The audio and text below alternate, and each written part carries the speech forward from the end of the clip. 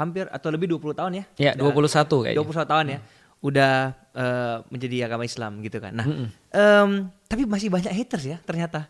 Saya ngomong bahwa kenapa ini orang tiba-tiba mau jadi ustadz gitu, padahal umurnya di agama Islam sendiri belum selama itu. Iya, masih newbie. Iya, gimana menanggapinya tuh Ustaz? Pertama, haters gonna hate.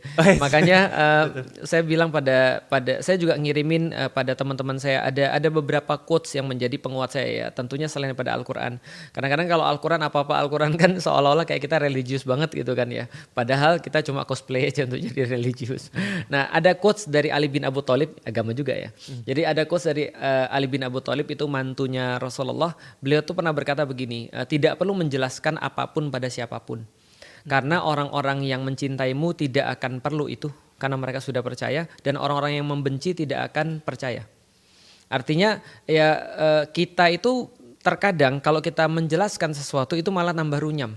Maka di dalam Islam lagi nanti ada aturan kapan kita harus menjelaskan kepada orang tentang sesuatu, kapan kita tidak menjelaskan pada orang tentang sesuatu. Itu quotes pertama. Quotes kedua, ada perkataan yang bagus lagi dari namanya Imam Asy-Sya'bi. Dia berkata begini, perkataan terbaik bagi orang-orang yang menuduh itu adalah kalau kamu benar semoga Allah mengampuni saya, kalau kamu salah semoga Allah mengampuni kamu.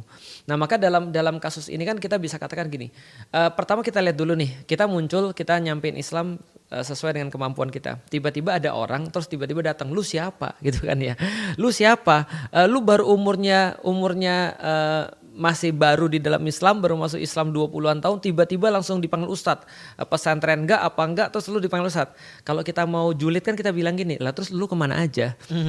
Kan gitu kan. Artinya kalau lu kemana aja? Lu katanya lu udah lama, lu sampein dong kalau misalnya lu bisa kan gitu kan. Itu kan kalau kita mau julid, tapi kan tidak boleh. Gitu kan. Karena kalau kita ngomong gitu, dia pasti kan lebih marah lagi. Karena yang dia cari memang bukan kedamaian. Yang dia cari adalah memang perseteruan. Dan kita sebagai orang-orang yang orang-orang yang dulu pernah menghina-hina orang, kita tahu kan bahwasanya kebahagiaan terbesar bagi orang-orang yang suka hina orang. Contoh misalnya kalau di SD, woi bapaknya namanya misalnya siapa? Iwan. Woi Iwan misalnya gitu kan ya. Dia marah kan. Marah itu adalah hal yang paling kita senang. Karena kita bisa mengambil kedaulatan dia. Kita bisa mengendalikan dia. Nah, yang orang pengen ketika ngomongin kita adalah mengambil kendali atas diri kita. Aku nggak mau kasih kendali itu.